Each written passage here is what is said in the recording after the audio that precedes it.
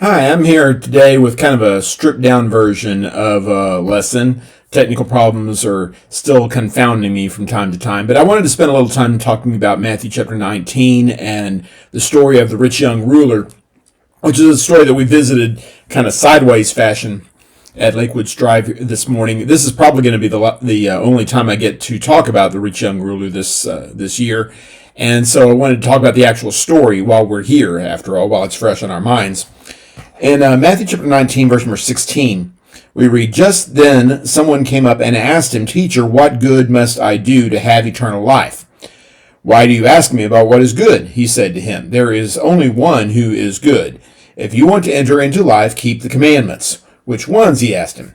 Jesus answered, 'Do not murder, do not commit adultery, do not steal, do not bear false witness, honor your father and mother, and love your neighbor as yourself.'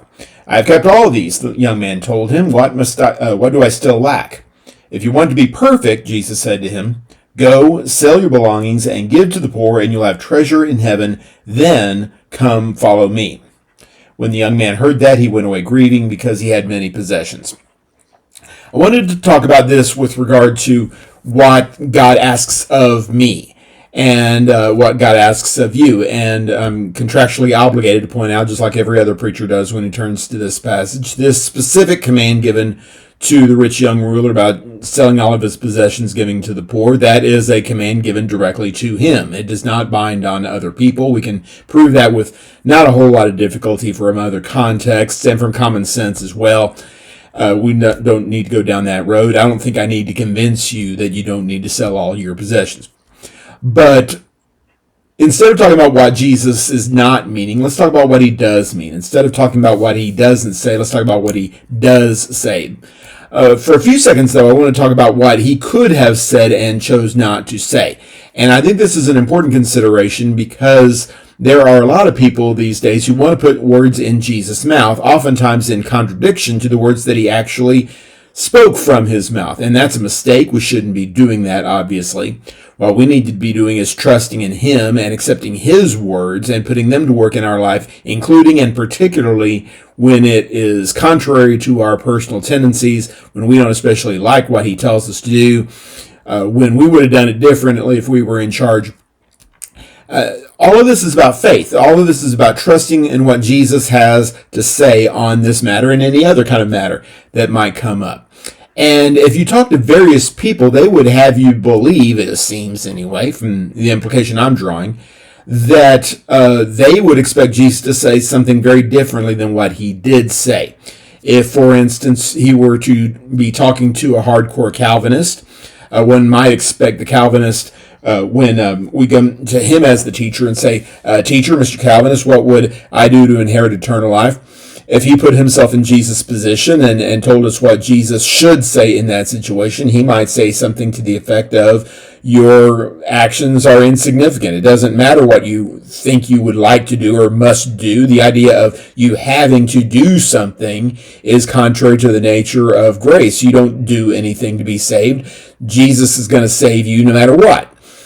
I find it very interesting that Jesus did not say that. He could have said that. He didn't say that. He didn't say anything remotely close to that.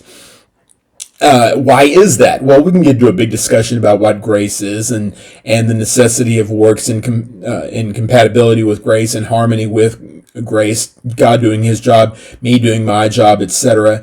I don't care to get into the weeds with that necessarily, but it is important to note here that Jesus has asked, "What good must I do to inherit eternal life?" And Jesus could have said, "There's nothing good that you can do in and of yourself. Apart from God's grace, you're completely lost anyway. This whole conversation is moot." He doesn't say that, nor does he say that, well, because you're trying to do good, because clearly you're a good man, and other passages, parallel texts here, Jesus had some compassion, some genuine affection for this man. He wants him to be saved, clearly. He could have said, well, since you are trying to do good, and in many ways you are doing good, surely your intention is good enough. That's what we might hear from from a moral relativist, someone who is not too concerned necessarily with crossing T's and dotting I's, but rather your intention, what kind of person you are in your heart. I'm a good person. I mean to do well. I think this rich young ruler meant to do well. I don't see there's any reason to think otherwise. Well, surely that's good enough then. I think there are a lot of people in the modern day who would like to be judged along those lines, who are assuming, it seems, that they are going to be judged along those lines. Well, I meant well, and I did a lot of good things, and I meant to do a lot of other good things, and I sure intended to quit cussing, or I intended to be more faithful to my spouse, or I intended to do whatever happens to be. And Jesus knows my heart, and surely that's going to be good enough. And Jesus, sure enough, says, yes, that's good enough. That's exactly what I expect. I want you to intend to do well, regardless of whatever kind of actual conduct may come out of your hands, or etc. Again, Jesus doesn't say that. He could have said that. He didn't.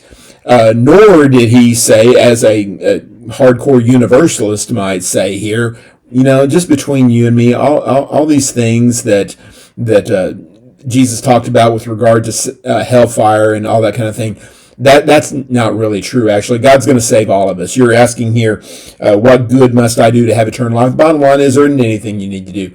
God's going to save you anyway, and Jesus may be kind of trying to scare you straight a little bit, but the bottom line is, according to my teaching anyway, you don't have to do anything. God's just going to save everybody. And again, for similar reasons, even more so, there are a lot of people who really like that idea. The idea that, and who wouldn't, by the way, that you live your life however you live here, and if you're, as long as they might make exceptions for slave owners or Nazis or whoever the boogeyman of the hour might be, but for most of us, if not all of us, God's just going to save everybody. Again, Jesus could have said any of those things. He could have said any number of other things, and he didn't. He talked about the things that you are, in fact, required to do. And I think there is a profound sermon, a profound lesson, series of lessons in what he does say. What does he say? Well, he says there's only one who does good in the first place. And then he says, if you want to enter life, keep the commandments. Well, let's talk about that first thing first.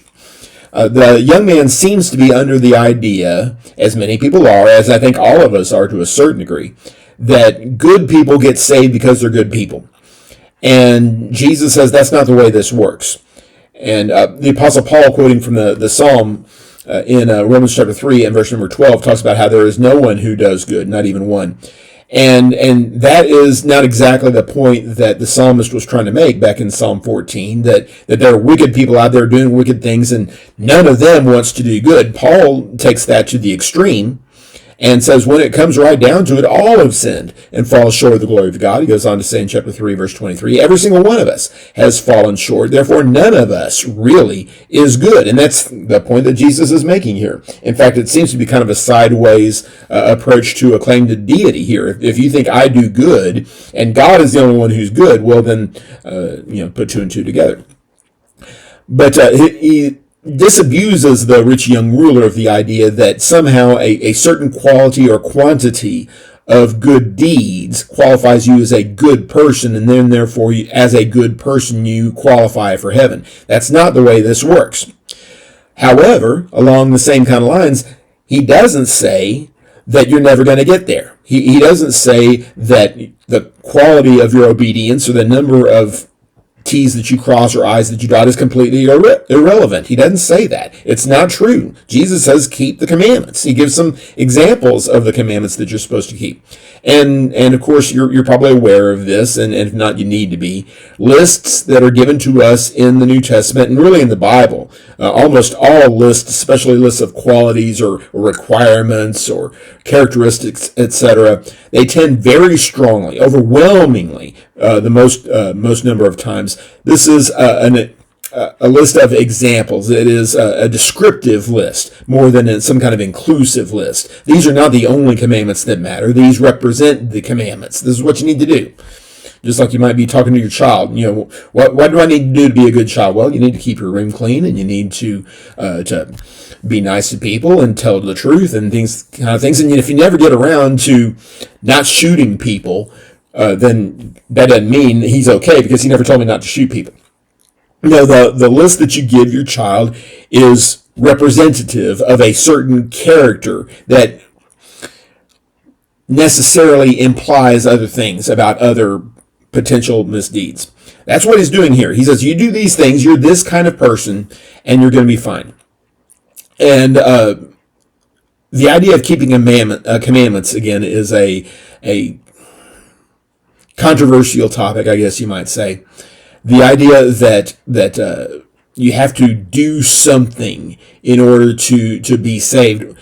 I don't know exactly how many times or how clearly Jesus needs to say that. Luke 6:46 comes immediately to mind. Why do you call me Lord, Lord, and do not things which I say? We can go on and on with this. You don't have to leave this passage, though. Keep the commandments. If you want to go to heaven, if you want to please God, you need to keep the commandments. That doesn't mean that you're going to be successful, completely successful at keeping the commandments. That's not his point. He's saying that's what you need to do. You need to be a commandment-keeping kind of person. Well, as if that's not hard enough, it goes beyond that. Now, the rich young ruler considers himself to be that kind of person, and I don't see any reason why we should believe otherwise. He's a commandment keeper. That's great. Well, what else? Is there anything else? Again, his intentions seem to be good. Well, Jesus says you need to sell all your possessions and come follow me. The idea here is, again, not that you have too much money to get into heaven, although he goes on to say it's a tough thing to go on and do that. But rather, there are certain things that block you, not because of their intrinsic nature, but because of what they do to your heart, because of what they do to your values system. In Matthew chapter 5, verse 29 and 30, he talks about body parts. He says, it may be that your eye is causing you to lust, or your hand is causing you to steal. Well, do what you can, including getting rid of those body parts. Now, of course, that gouging out your eye is not going to make you 50% less likely to lust after a woman. At least there's no physical reason why that should be the case. Maybe it might work out that way. Maybe if you cut off your hand, you're going to be 50% less likely or 100% less likely to steal. That's not the main point, though. The point is you do whatever you have to do, including severing something that is near and dear to you, that's literally attached to you. You do what you have to do to get away from these bad things, these bad influences, these bad people sometimes. And if it's money, then it's money. Jesus knows this man's heart. He knows, and obviously his inability to do exactly what Jesus told him to do is testimony that Jesus was right. He valued his money more than he valued a home in heaven. And which leads us to one last point that I want to talk about here. What are you really wanting to do with your life? What are you really prioritizing? If heaven is your objective, if being a citizen of heaven, a resident ultimately of heaven, if that's what you want more than anything, then giving up your possessions or cutting off your hand or whatever it happens to be that's actually interfering, you'll be willing to do whatever it takes. Seek first the kingdom, Matthew 6 verse 33 says, and all these things will be added to you. You're not going to have to worry about going without something important, something valuable, something necessary while here in this life if you're trusting in Jesus. You lean on him and follow after him. And that's really the key, I think, the idea that you follow after Jesus. The implication is you won't need money where Jesus is going to take you.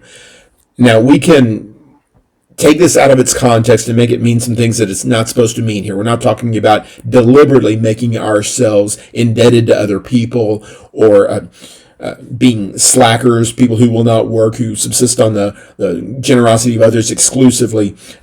Other passages in the text speak very differently than that. Jesus himself said it's that we have a responsibility to ourselves, to our families, etc. Being destitute is not going to help with that.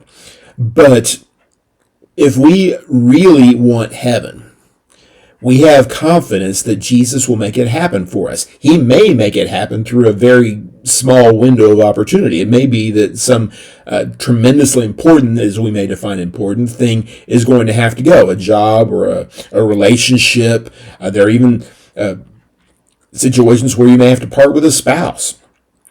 How can you do something like that? Well, this is how. You do it because you're following after Jesus. And you believe that if you go follow after him, he is going to bless you. He is going to take care of you. He is going to ultimately give you what you are seeking. And that's the wonderful thing about seeking heaven, prioritizing heaven. You can't possibly miss. You cannot miss your home in heaven if you are determined to go there. That's because it depends on God's grace and not your personal ability. If you have to be 6 feet tall, or if you have to have $1 million, or if you have to swim the English Channel, or something like that, there are people who will never, ever, on their best day, or 10,000 days put together, be able to do those things. It's not possible. But you can do this. This is the good thing, if you will, that you can do. You can follow after Jesus. You can prioritize him. You can value him. You can trust in him. You can obey him. And if you do that, Jesus assures you that your home in heaven is secure. I hope that this is a blessing to you, and hope that you can continue to read this text and related texts and other texts to emphasize the importance of following after Jesus, doing what he tells you to do, and seeking that home above that's waiting for us. Thank you for following along, and God bless.